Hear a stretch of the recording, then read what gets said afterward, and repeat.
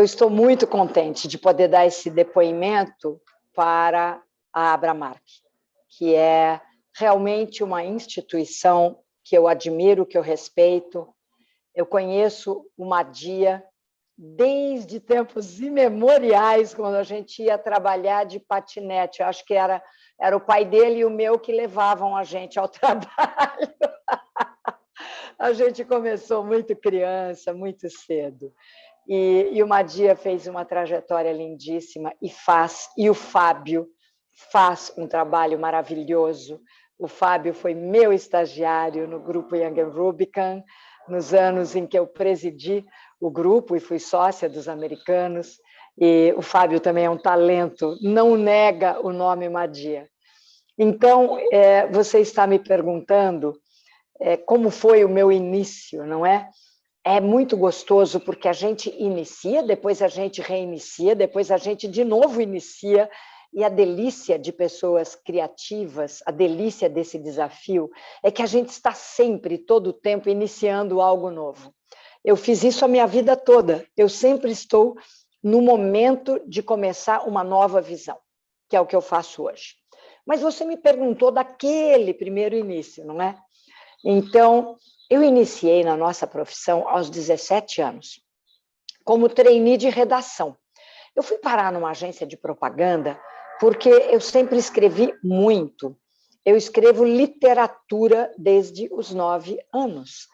Eu tenho vários contos premiados, e alguns até nunca dizendo o meu nome profissional completo, às vezes como Cristina Carvalho, Maria Cristina Pinto, ou algo assim. Mas eu basicamente escrevi contos durante a minha vida toda. E vou agora, que eu tenho mais tempo livre, porque agora eu tenho mais flexibilidade, eu me dou esse direito, eu estou escrevendo de novo muito, e agora vou publicar. Mas eu fui parar numa agência, justamente nessa área de trainee de redação, porque escrevo.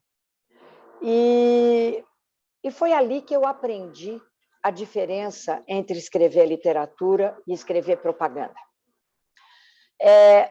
Nessa época em que eu iniciei em publicidade, obviamente ainda não tínhamos e-mail, plataformas digitais e essas coisas todas. Então, o texto, a qualidade do texto era algo muito, muito levado a sério. Eu estou dizendo isso porque no mundo digital a velocidade da informação superficializou de maneira gigante a qualidade do que queremos dizer e do porquê estamos dizendo. Mas, ainda assim, existem grandes peças audiovisuais, não obrigatoriamente de texto, mas audiovisuais como um todo. São raras, mas elas existem. Porém, a superficialização e a mediocrização do texto é flagrante. Então, escrevi muito, comecei a ganhar muitos prêmios como criativa, acabei recebendo propostas, aí aquela história. Fui redatora na Thompson, São Paulo, depois fui redatora na Salles Rio, que era da família Salles, do Mauro Salles, do Luiz Salles, hoje Grupo Publicis. Depois eu fui para o Rio, onde eu vivia numa barraca de camping na Barra da Tijuca. Eu era o único habitante, olha o perigo se fosse hoje, né? Eu era o único habitante do camping, numa barraca e com a minha moto. Então, eu fui sempre muito, muito aventureira, muito. E adoro, sou mesmo alguém que gosta de quebrar esses paradigmas antigos e embolorados. Então, da Salles Rio, eu voltei para a Salles São Paulo, e aí recebi uma proposta de uma agência do Júlio Ribeiro, que se chamava Open Door. Naquela época, o Roberto Ailib, o Saragossa, o Petit, eles tinham aberto, além da maravilhosa DPZ, eles tinham outra coisa maravilhosa, que era uma boutique. Estava na moda criar boutiques. E eles tinham uma boutique da DPZ. O Júlio Ribeiro resolveu também abrir uma boutique. Então, o que ele fez? Abriu a Open Door. E eu fui, então, convidada para dirigir a criação da Open Door como redatora e como diretora de criação. Eu era uma moleca, realmente moleca de moto e tudo mais. Eu lancei a moda da calça jeans, porque eu levei um tombo de moto, que felizmente não foi grave, mas rasgou todo o meu jeans. E eu não sabia o que fazer com aquilo. Na época nem tinha dinheiro para comprar outro e nem existiam muitos jeans à venda. Em São Paulo só tinha uma loja na Rua Augusto que vendia calça Lee. A gente nem falava jeans, era calça Lee, tá? Custava uma fortuna. Então, a minha rasgou, eu falei, o que eu vou fazer? Deixa assim. Então, eu lancei a moda, né? Que agora todo mundo usa, do jeans rasgado. Moto é bom para lançar esse tipo de moto, rasga mesmo. Então, aí eu fiquei um tempo na Open Door e depois, deixa eu ir lembrando, antes de ir para o Rio, eu fui Thompson, não sei se eu já mencionei, mas tudo bem. Da Open Door, lembrando agora, eu acho que fui para a CBBA, que era Castelo Branco e Associados, uma agência naquela época de porte até grande. Fiquei alguns anos na CBBA, e aí a Macan. Eu tive, realmente, por um lado, trabalhei muito, sempre, adoro trabalhar, amo. E ganhei muitos prêmios, muitos. Isso chamou a atenção da Macan Erickson, que estava querendo, vamos dizer, dar um up na sua criação. Eu fui para lá, recebi uma proposta incrível, fui para a Macan, fiquei um tempo na Macan, acabei da Macan, resolvi parar com a profissão. Eu tinha, naquela época, o meu filho mais velho, e eu tinha me divorciado do pai dele, e era um momento de muita dor para todos os envolvidos. E eu trabalhava demais. Então, eu resolvi parar com tudo e me dedicar ao meu filho. E assim fiz. Acabei depois me casando de novo e tive mais 2 filhos. Mas logo que eu tive o Renan, meu segundo filho, o primeiro é o João Francisco. Quando eu tive o segundo filho, já do segundo casamento, eu falei, eu preciso voltar. E aí já tinha 2, e falei, nossa, como é que eu faço para voltar, né? Passei um tempo fora da profissão. Mas como eu sou uma mulher de muita sorte, na época, aquela que depois virou FCB Siboney, e hoje é só FCB, a Foot Con Building, e agora já incorporada a outro grande grupo, porque houve mega consolidações nos últimos anos, mas na época, então, FCB, a FCB me convidou para assumir, então, a vice-presidência de criação, junto com um diretor de arte maravilhoso e adorável, eterno amigo, que hoje mora em Buenos Aires, chamado Oscar Correa. E nós fizemos uma dupla e nos lotamos de prêmios, e os nossos clientes se encheram de prêmios. E quando eu falo prêmios, gente, é porque eu sou uma criativa, mas a verdade é que eu fui me tornando uma estrategista. E com isto, realmente, eu fui apresentando trabalhos de muita eficácia. Então, sim, o prêmio para a criação era importante, Oscar e eu ganhamos inúmeros, mas a questão da eficácia chamou a atenção de outras agências.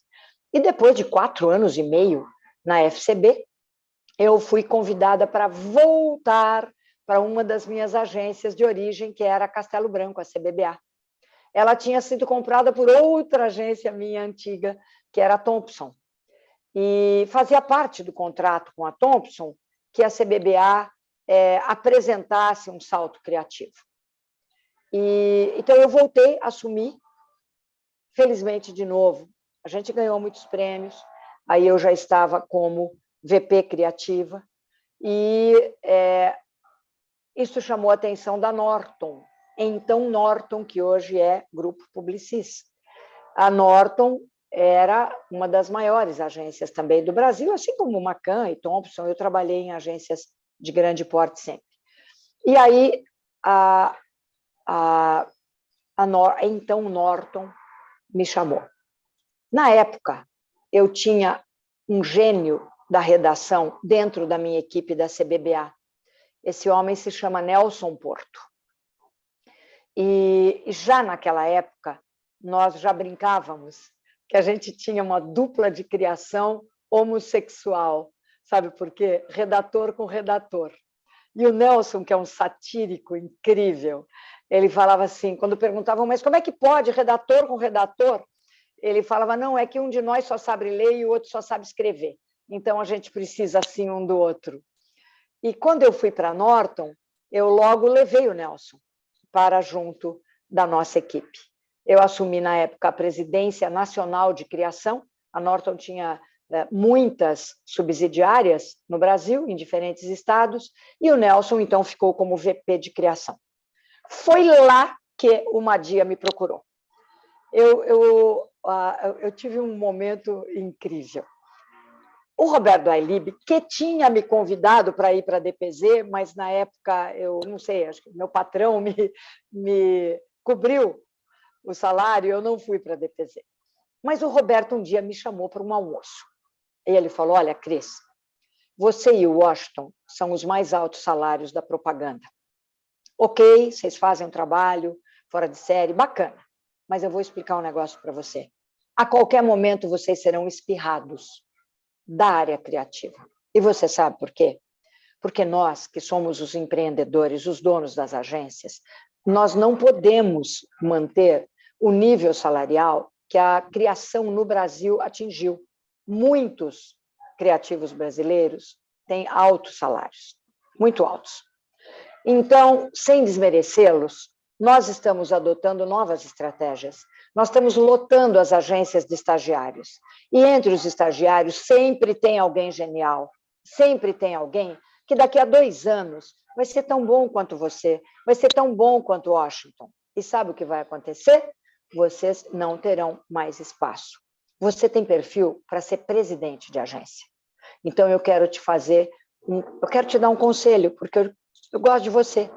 Assuma a presidência de uma agência. E eu falei para Roberto do Ailib, nem muerta. Detesto a ideia. Primeiro, porque eu não sou formada em administração de empresas, nunca me interessei. Segundo, porque toda segunda de manhã, quando a gente tem reunião de diretoria da agência, o patrão só chora. É só pepino, é só problema, entendeu? E eu adoro os desafios criativos, que eu não chamo de problemas. São pepinos, são abacaxis, tem de tudo. Mas eu amo o que eu faço. Então, eu não tenho essa intenção.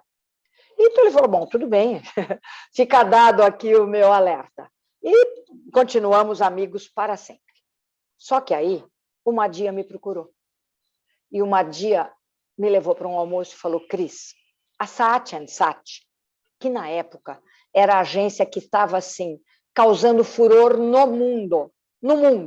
Essa agência de Londres, que entrou com um conceito diferente. O Madia falou, eles me procuraram e eles vão lançar uma subsidiária brasileira e você é a pessoa. Você vai ter que ser presidente da Saatchi & Saatchi. E eu falei, nossa, Madia, mas eu não tenho a menor experiência para a presidência de agência, né? Eu tinha 30 e pouquíssimos anos. Aí o Madia falou, pois é, mas eu acho que está na hora. E você vai ser treinada, vai dar tudo certo. Vai, firme. Então, marcamos uma reunião em Londres, Madia e eu, iríamos a Londres para fechamento do negócio intermediado por Francisco Alberto Madia de Souza, em que eu iria, então, lançar a Saatchi & Saatchi Brasil.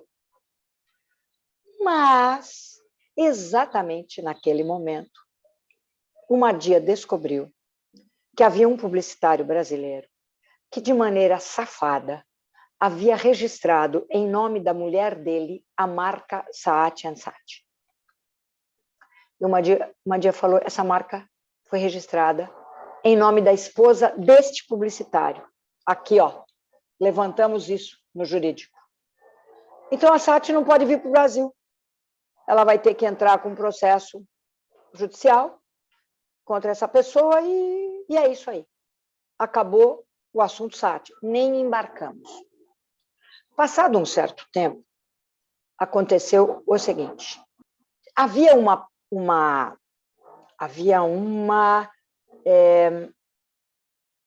profissional de atendimento de uma empresa produtora de cinema de desenho animado no Brasil.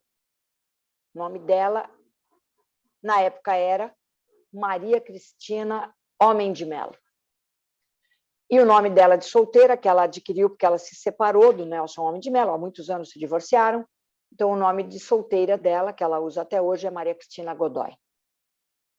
Esta moça, muito inteligente, interessante, ela sempre nos visitava, a gente fazia muito trabalho com aquela empresa de produção de cinema, de desenho animado. O brasileiro não sabe trabalhar muito, não é que não sabe, não se lembra de trabalhar com desenho animado, que é uma das técnicas mais incríveis que existem no mundo. Eu usei muito sempre, por exemplo, para criar o famoso Aquarela, o desenho animado mais premiado da história da propaganda, que era com a música do Toquinho, né? Eu era uma criança quando eu criei esse comercial, e até hoje a empresa não se libertou dele, porque isso construiu a marca Faber-Castell no Brasil. Então, bom, a verdade é que a Cristina Godoy, ela falou, olha, eu tenho uma intuição, o meu marido precisa de você. Você tem que conhecer o meu marido. E já. Eu falei, mas quem é o seu marido? Ela falou, ele é o presidente do Grupo Young & Rubicam para a América Latina. É o Nelson Homem de Melo. Ele precisa de alguém que assuma a presidência da Operação Brasil. E essa pessoa tem que ser você. Eu falei, mas eu não tenho nem administração de empresas. Eu sou formada em música, eu sou bailarina, formada em balé, em dança. Eu sou formada em muitos tipos de dança, moderna, afro-brasileira, clássica, flamenco, mas presidência de empresa eu não sou formada, não. E mais, eu gosto só de criar e de fazer estratégias. Acabei aprendendo toda a parte realmente técnica de estratégia, né? E não só técnica, mas o bom criativo tem que ser um ser humano de profundos insights. E eu tenho esse dom. Então, eu falei, é isso que eu sei fazer. E eu tenho um pós-graduação em propaganda e marketing, né? Que na época nem era propaganda e marketing, era em marketing e comunicação. Tá? Eu fiz pela FGV como ouvinte. Então, eu já estou te avisando que presidência de agência não é comigo. E ela falou, não quero nem saber, eu quero que você tenha uma reunião com o meu marido. Eu sei que é com você que ele precisa conversar. E foi assim que eu tive essa conversa com o Nelson Homem de Melo. Ele falou, quero te contratar. Eu falei, a partir desse momento, quem fala por mim é Francisco Alberto Madia de Souza. Então, o Madia, que havia me procurado para eu ser presidente da Saatchi & Saatchi, agora foi procurado por mim para fazer todas as negociações com o grupo Young & Rubicam. Tá? Assim foi. Eu assumi, primeiro de tudo, uma boutique. Nós fundamos uma boutique para ser um piloto do que nós iríamos fazer em tamanho maior. A boutique recebeu os clientes internacionais da Young & Rubicam, na época eram Colgate, Dupont, havia cliente nacional, que na época estava muito insatisfeito também com a gestão, na época, do Eduardo Fischer e do Roberto Justus. Então, esses clientes foram transferidos para o que a gente batizou de Impact. Nós lançamos essa boutique, que era Impact. Ela, em 6 meses, fez um sucesso estrondoso e eu assumi, então, a presidência da Young & Rubicam. Incorporei a Impact em 6 meses, dentro do mundo Young & Rubicam, e assumi. E depois de, não sei se foi 1 ano, 2, eu sou muito péssima para datas, tá? Mas eu lembro que eu tinha 37 anos e, aos 38, eu fui convidada para sócia do Grupo Young & Rubicam, sócia internacional, e assumi a vice-presidência como vice-chairman, portanto, responsável para toda a América Latina. Então, eu tenho muita gratidão ao Madia por ter sido a primeira pessoa que falou assim, você vai ter que ser presidente. Tudo bem que o Roberto Dalipe tinha dado o conselho, mas eu tinha simplesmente deletado esse conselho. Achei uma chatice. Mas quando o Madia veio e falou que eu ia assumir a Satya Sat, ia lançar a Satya Sat no Brasil, eu confesso que, por ser, na época, a agência que fazia furor criativo, esse aspecto me acendeu. Então, quando veio Nelson Almen de Mello e Young Rubicam, que era uma agência que estava com fortes problemas no nosso país, eu falei, quer saber? Lembrei do Roberto Ailib, lembrei de tudo e falei, vamos lá. Foi tão incrível, mas tão incrível, que logo que eu assumi, eu tive que fazer uma reunião de finanças em Nova York. E eu deixei muito claro que eu não sabia nada de finanças. É nada, nada é nada, é zero. Então, me deram uma cola para eu fazer a reunião. Tá? Eu levei uma cola num pedacinho pequenininho de papel, sabe? Aquela coisa que você vai, né? Põe aquele papelzinho na mão, letrinha bem pequenininha, e lá, então, estava escrito budget. O que é budget?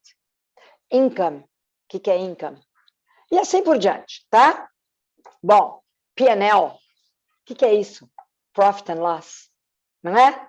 E assim, eu comecei a ter que entender, olha, isso aqui é uma planilha, tá? Isso daqui é o que a gente chama de faturamento, mas não se engane, nem de longe esse é o dinheiro da agência, tá? Esse é o dinheiro que passa pela agência e a agência, por lei, retém um percentual, tá? Esse é o verdadeiro, que é o income. E aí fui aprendendo, como eu já falava, felizmente, muito bem inglês, então eu fui me adaptando a um novo vocabulário, passei por um treinamento de finanças em Nova York, e esse treinamento de finanças me levou para ganhar um prêmio de negociação financeira durante o treinamento, com outros colegas presidentes de outras agências. Então, você vê que tudo é uma questão de insight. Tudo é insight. E aí eu percebi que eu podia, sim. E fui construindo uma equipe de primeiro nível, obviamente com Nelson Porto como vice-presidente criativo. Depois disso, e aí foi assim, foi impressionante o crescimento da empresa. E aí acabamos virando uma espécie de uma agência dos sonhos no Brasil, uma das top eleitas como agências dos sonhos. O grupo inteiro passou a ganhar muito prêmio, a gente tinha outras agências, tinha no Rio, tinha outras empresas com outras modalidades no Brasil, e ganhamos muitos clientes, muitos, porque a gente não estava amarrada, a Young Rubicam nunca esteve amarrada só em criatividade. Criatividade é a ponta de um processo, é a execução das grandes estratégias. E a gente se especializou em ser grandes estrategistas. E eu atuava muito forte, tanto em estratégia como em criação. E vieram grandes talentos. Por exemplo, Fábio Fernandes, Celso Loduca, Giba Lages. Mas são tantos, gente, talentos incríveis, que se eu fizer a lista, nós vamos ficar aqui o resto da manhã. Tá? Nós tivemos esse dom. Talentos no atendimento, talentos incríveis na mídia, talentos no planejamento estratégico, grandes talentos no planejamento estratégico. Então, a agência era um primor. E eu gostei sempre de botar a mão na massa. Era e é minha paixão. Num dado momento, eu entrei numa grande crise pessoal e profissional. Tudo perdeu o sentido. Tudo. Absolutamente tudo. Eu ganhava uma fortuna porque eu fazia lucros que eram uma fortuna. E fazia esses lucros porque os clientes cada vez entregavam mais e mais partes das suas contas para nós, porque o resultado para eles era infinitamente maior do que o que eles eventualmente pudessem pagar para a Young Rubicam. Então, era uma coisa exponencial, palavra que está na moda agora. O que acontece é que tudo perdeu o sentido para mim. Perdeu profundamente o sentido. De repente eu falei, mas o que eu vim mesmo fazer no mundo? Eu escrevo literatura.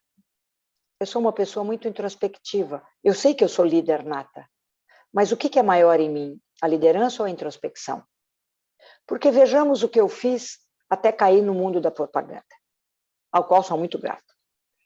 Eu aprendi dança. Dança você aprende numa sala fechada, com um professor muito bravo e poucas pessoas na sala.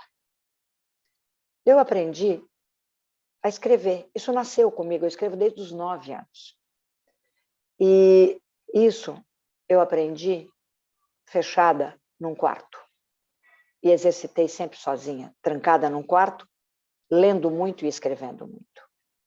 É muito profundo, é muito introspectivo. Eu me formei pianista, eu toquei na minha formatura. E durante muitos anos, modéstia à parte, toquei muito bem. Hoje, lamentavelmente, depois de tantos anos trabalhando tanto fora do piano, eu não posso mais dizer que eu sou pianista. Bailarina, acredite, eu ainda sou. Pianista, não. Mas me formei em piano. E como é que eu me formei em piano e toquei tanto? Estudando muitas horas, sozinha, em silêncio, com grande disciplina. Eu fui campeã paulista de ginástica de solo, ginástica olímpica. Como? Treinando desde as 6 da manhã, sozinha, com a minha professora muito brava, me orientando. Então, eu fiz uma vida, antes de me tornar publicitária, uma vida de silêncios. Eu sempre fui muito espiritual. Eu adoro os grandes silêncios. Eu adoro as grandes conversas com Deus. Eu adoro dialogar com Cristo, Jesus ou Cristo. As duas entidades. Jesus, o homem que um dia incorporou em si o Cristo, o grande Cristo cósmico. Tudo isso é silêncio. Eu pratico meditação há milênios, silêncio. Eu pratico Tai Chi Chuan há muitas décadas. Fui, inclusive, casada com o meu mestre chinês, com quem tive meus 2 filhos caçulas, Renan e Diva. Tai Chi Chuan, silêncio. Silêncio absoluto, para insights absolutos, para conexões profundas. E o que eu estou agora, que eu estou o tempo inteiro na mídia falando, e não sei o quê, e criando, e falando para um monte de gente, e a reunião sem parar, e eu fazendo apresentações, Será que é isso? E mais, qual é o valor disso que eu faço, de fato, para o todo? Para o todo. Para o meio ambiente, para a sociedade, para os mais humildes, para a vida como um todo. Qual é o verdadeiro valor? Bom, sem saber a resposta, entrei numa grande crise. Como eu não podia falar para ninguém da minha crise, eu procurei primeiro falar com um colega. Ele era o VP de mídia na época, lá no Grupo Engel Júbica, um cara muito brilhante. E eu falei, eu estou em crise, eu não sei. Eu acordo de manhã e eu não sei o que aconteceu subitamente, eu não quero nada. Ele falou, querida, bateu no meu ombro, isso aí passa, isso aí se chama o tédio da deusa. Passa, vai firme.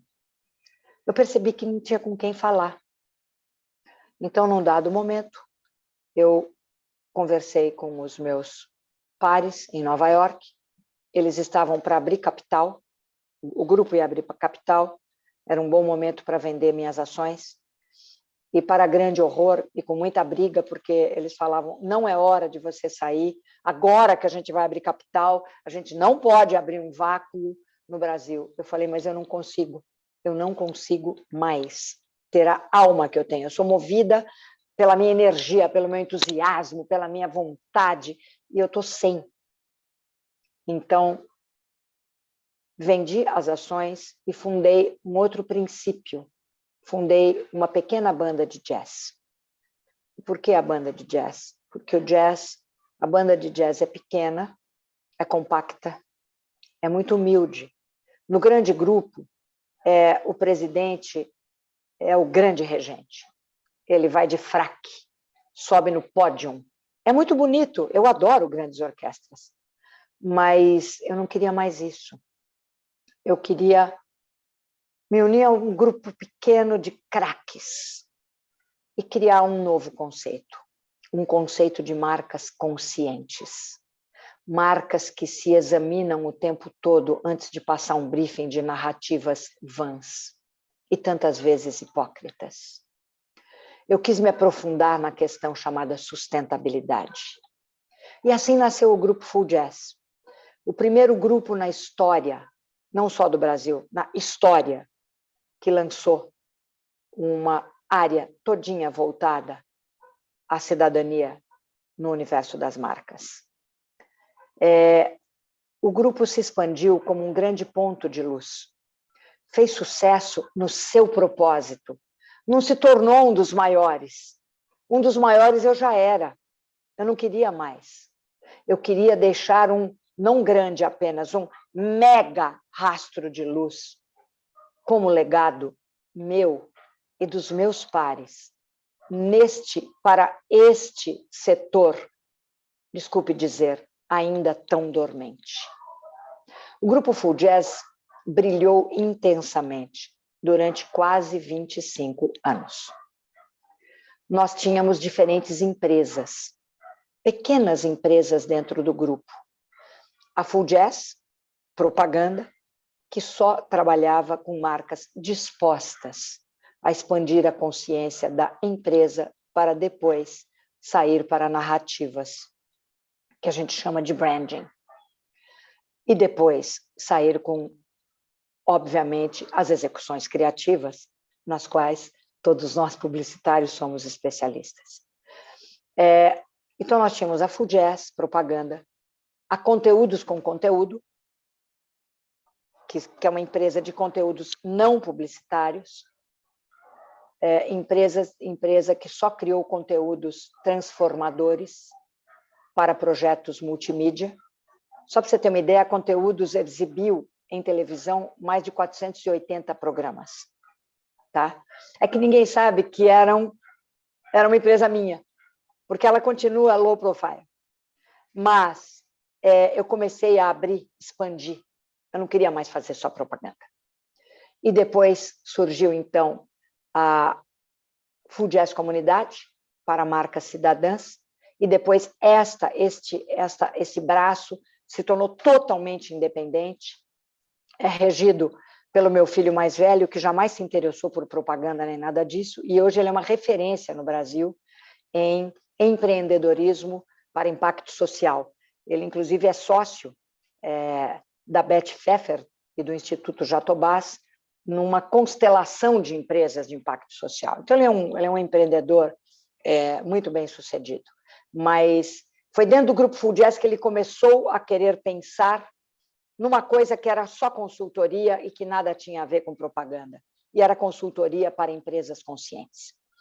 Bom, e aí nós tínhamos a Full Trends, que fazia eventos, nós tínhamos a Full Techno, que ganhou tudo que era prêmio no mundo digital, né, como agência digital.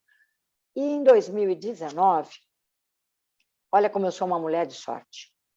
Em março de 2019, eu disse, eu vou encerrar e desativar o grupo. Tá? A Dequi já era independente há muito tempo, não estava mais no grupo, que é essa consultoria para a sustentabilidade corporativa. Eu nunca fui sócia da Dequi, então ela sempre foi independente. Mas eu chamei meus pares e falei, nós vamos desativar tudo. Tudo. Mas por quê? O que está acontecendo? Eu falei, sabe o que acontece, gente? Faz tanto tempo que eu quero fazer algo novo e eu quero retomar a minha origem. Eu quero me dar o direito, eu sou uma mulher muito realizada. A Full Jazz já cumpriu sua missão. Ela vai brilhar no cosmos para sempre, porque não há nenhum caso igual o da Full Jazz. Olha, você sabe que vinham... Bom, Full Jazz ganhou um monte de prêmios, inclusive pelo conjunto da sua obra, entendeu? Prêmios internacionais por conjunto da obra, entende? A Full Jazz se tornou uma ativista do grande movimento mundial Images and Voices of Hope, que é de transformação de todos os processos midiáticos para processos mais conscientes. Então, eu falei, já deixamos o recado, já está aí. Só para você ter uma ideia, universitários e seus professores chegavam a viajar 16 horas de ônibus só para assistir uma apresentação dentro do grupo Full Jazz. Era uma coisa de encher a gente de lágrimas. Eles passavam uma manhã conosco. Isso aconteceu com todas as universidades que você puder imaginar, inclusive as de São Paulo. Eles queriam conhecer, eles queriam visitar. Era um bicho completamente diferente. Que para essa geração jovem, era o que eles estavam buscando. Então, eu disse em março de 2019, vamos desativar. E os meus sócios pensaram que eu tinha enlouquecido. Eu falei, vamos desativar. Nós estávamos com alguns clientes de grande porte naquele momento. E eu falei, nós vamos desativar antes do final do ano. Vamos desativar com todo mundo sabendo desde agora, para que as pessoas tenham tempo para se reprogramar, para repensar suas vidas, né? Então, nós não vamos mandar ninguém embora agora, mas todo mundo sabe que até outubro não existirá mais o Grupo Full Jazz. Bom, quando chegou no início de outubro, eu fui para Bali visitar a minha amada filha Diva, que mora lá. E de lá eu fui para a Índia, para a sede da maior escola de meditação do mundo, uma das maiores, que é a Brahma Kumaris, da qual eu sou aluna há muito tempo. E aí, eu fiquei, portanto, o mês de outubro fora. Fiquei em meditação, no alto das montanhas do Rajastão, onde estão os 3 mega campi da Brahma Kumaris, e voltei. E no dia 29 de outubro, nós entregamos a chave do imóvel que a Full Jazz ocupava. E, acredite, em dezembro explodiu a pandemia. Então, você imagine que se eu não tivesse tomado essa decisão, como eu ia ter dinheiro para pagar todas as rescisões de todos os funcionários, de todos os colaboradores. Como eles teriam se preparado, não é? Mas quando a gente desativou, nós tínhamos bastante dinheiro em caixa. Então, deu para pagar todo mundo, que a prioridade deve ser o funcionário, sempre. Nós ficamos tão amigos de todos os nossos colaboradores, que todos eles se uniram e fundaram um grupo chamado Amigos da Full Jazz, é um grupo de WhatsApp, do qual nós, os 3 sócios, eu, o Luiz, meu marido, Luiz Antônio Machado de Souza, que era o sócio financeiro, e o Luiz Antônio Lobo Vieira da Cruz, que é o nosso querido, adorado amigo, mega profissional criativo, que a gente chama de Lobo, é conhecido no mercado, um homem que ganhou tantos prêmios e com quem eu tive a honra de fazer tantas duplas. Até hoje é minha dupla. Nós 3 tivemos o tempo de repensar nossas vidas ao longo daquele ano, tivemos o tempo de manter o fluxo de caixa para pagar os nossos colaboradores. Então, hoje nós estamos lá, todos unidos nesse grupo de WhatsApp, e no meio da pandemia, já comigo escrevendo muito, muito, muito, desde o dia que eu entreguei a chave e voltei a escrever literatura, aí surge a oportunidade de lançar algo novo, que é a Olum, porque é um nome que ele reverencia o conceito grego de olos, que foi o conceito que eu busquei minha vida inteira. Olos, em grego, quer dizer totalidade. Eu sempre lamentei a dormência de grande parte do nosso setor, absolutamente não do setor todo. Nós temos muitos publicitários que honram a consciência, mas muitos dormentes, inclusive entre eles grandes nomes. E Olos, totalidade, inspira a Olum, que é uma consultoria Não é uma empresa, é um coletivo de 3 craques. Desculpa a falta de modéstia, eu sei que eu sou um craque na minha área, eu não sou uma hipócrita. Então, a Olum, ela trabalha com toda a oxigenação de culturas empresariais, muitas vezes apodrecidas. Como é que elas podem renascer numa nova dimensão, num novo paradigma? Muito consciente. Como é que a gente pode implantar todos os processos de ESG, de uma governança que entende a nossa responsabilidade enquanto meio ambiente, não é para com o meio ambiente. Nós somos meio ambiente, nós somos frutos de Gaia. Nós não somos uma espécie que baixou de Marte aqui, nós somos daqui mesmo. Nós somos apenas uma das espécies e a mais predadora, a única realmente predadora do todo. Mas nós temos um diferencial. Nós podemos ser conscientes, nós não somos movidos só a instinto. Então, a Olum trabalha com a implantação da governança que se entende como partícipe do meio ambiente e, portanto, cuida do seu meio. E o seu meio é a vida, é o todo, e assume essa responsabilidade. E, portanto, assume também uma responsabilidade com a sociedade, da qual, evidentemente, somos micropartículas. Então, a partir desta renovação, dessa oxigenação, a Olum constrói branding que valha a pena. Branding que responda às demandas crescentes de todos os stakeholders, começando por aqueles que a gente chama de consumidores, e que hoje, inclusive a partir da nova geração, que vem esticando o dedo e apontando o dedo para o nariz das corporações, cobrando transparência, cobrando consciência, cobrando sinceridade radical. Então, deste novo cenário, a partir dele, a Olum constrói branding e todos os desdobramentos do branding. Então, de repente, eu que estava de novo querendo me trancar e só escrever e só dançar, porque escrever é legado. Eu não escrevo bobagens. Aliás, tenho horror das biografias de grande parte dos publicitários contratadas para jornalistas, né? Escreverem maravilhas, eu fiz isso, eu fiz aquilo, eu sou o máximo. Isso não é uma história de vida. A história de vida é sobre tudo aquilo que a gente viveu, de percalços, de quedas, de aprendizados, de expansões, de recuar, de avançar e se quebrar, e de crescer. Isso é biografia. Então, isso vale, evidentemente, para o pessoal, e o profissional é uma pequena parte daquilo que o nosso ser veio fazer no mundo.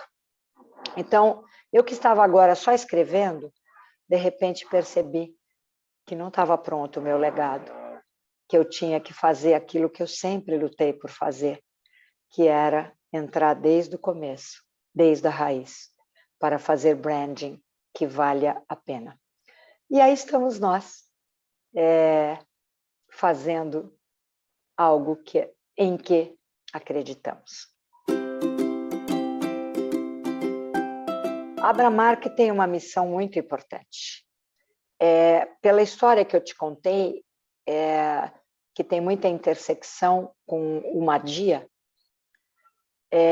você já conhece, então, o meu respeito pelo fundador, pelo Fábio, pela equipe, pela Abramark.